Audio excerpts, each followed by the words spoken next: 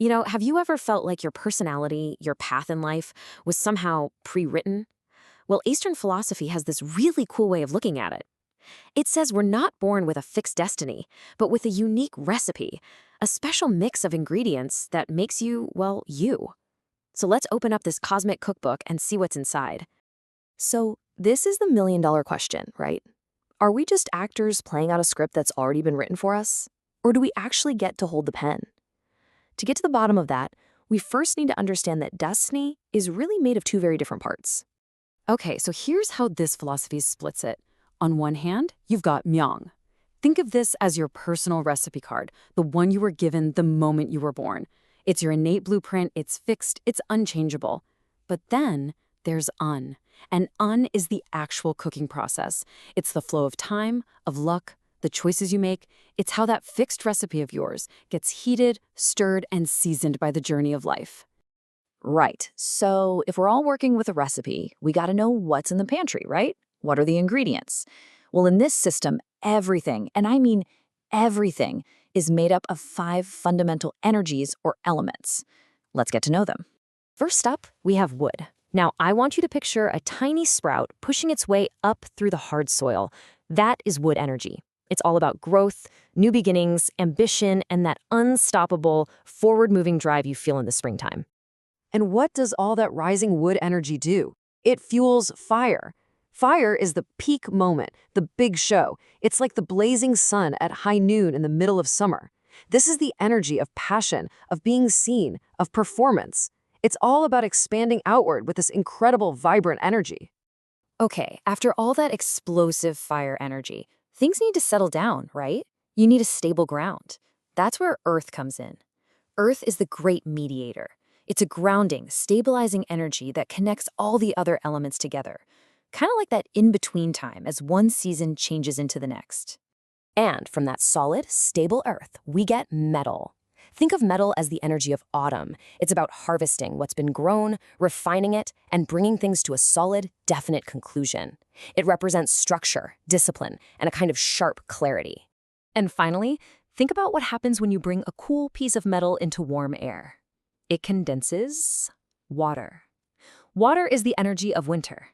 It's deep, it's quiet, it's about storing potential for the future. It's about wisdom, introspection, and its amazing ability to adapt and flow around any obstacle. And of course, it holds the seeds for the whole cycle to start again with wood. And just so you know, these aren't just some abstract philosophical concepts. This system is a map of the entire natural world we live in. Wood is spring and the direction east. Fire is summer and the south. Every single element is tied to seasons, directions, colors, even the tastes in our food. It shows you just how connected everything really is. So we have our 5 main ingredients. But as anyone who's ever baked knows, just having flour, sugar, and eggs on the counter doesn't make a cake. The real magic, the part that creates something new, happens when they all start to interact with each other. And that interaction follows 2 very specific, very important patterns. Now, this diagram is the key to understanding the whole system. It shows this incredible dance happening between all the elements. That circle on the outside, that's the productive cycle. It's how the elements create and support each other. And that star on the inside, that's the conflicting cycle. It's how they control and keep each other in check. You absolutely need both for there to be any kind of balance. Let's start with that outer circle, the productive cycle. This is the nurturing, supportive flow. It's a beautiful, self-sustaining loop. Think about it. Water makes wood grow. Wood provides fuel for fire. Fire burns down and its ash becomes earth. Deep within the earth, minerals form metal. And as we said, metal surfaces condense water. See? Each one literally gives life to the next one in the chain. Okay, now for that star in the middle, the conflicting cycle. I know the word conflicting sounds a little harsh, but trust me, this cycle is just as important. Without it, one element could just grow out of control forever. So water puts out fire. Fire is hot enough to melt and shape metal. A metal axe can cut wood. The roots of a tree can break through earth. And earth can build a dam to contain water. It's a perfect system of checks and balances.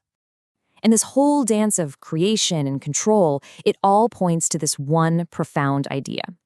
Wayu bulgep. It's a Korean proverb that basically means too much is just as bad as not enough. The whole point of a good life, of a well-made recipe, isn't about having the most of one thing. It's about finding harmony and balance between all the parts. Yeah, in a perfect world, we'd all be born with the perfectly balanced recipe. But let's be real, almost no one is. Most of us come into this world with some ingredients that we have way too much of and others that we're kind of lacking. And that specific imbalance is exactly what shapes our core personality, our natural gifts, and, yep, our biggest challenges. Let's look at a couple of real examples. Okay, let's make this real. Take the control element, which is all about discipline and structure. If that's a missing ingredient in your recipe, you might find you really dislike rules and have a tough time with self-control. But on the flip side, if you have way too much control in your chart, it can turn into an obsession with formality, being overly critical, and caring more about how things look than what they're really made of. See, too much is just as out of whack as not enough. Or what about the self element? This is all about your core identity. If it's lacking, you might feel a little lost, easily influenced by others, and not really sure who you are. But with an excess of the self element, whoa, you can become really stubborn, kind of a lone wolf, and find it incredibly hard to see things from anyone else's perspective. It's all about trying to find that middle ground. And this brings us right back to where we started, to that idea of un, the dynamic flow of life. Your personal recipe, your myung, is fixed, but it is constantly interacting with the un, the changing seasons of your life. This is why our luck seems to change. Sometimes life brings us the exact element we were missing, and everything just clicks. Other times, it brings a flood of an element we already had way too much of, and things get challenging. So, what are we supposed to do with this information? I mean, if you find out your recipe is low on water and overflowing with fire, are you just doomed to be an impulsive person forever? No, absolutely not.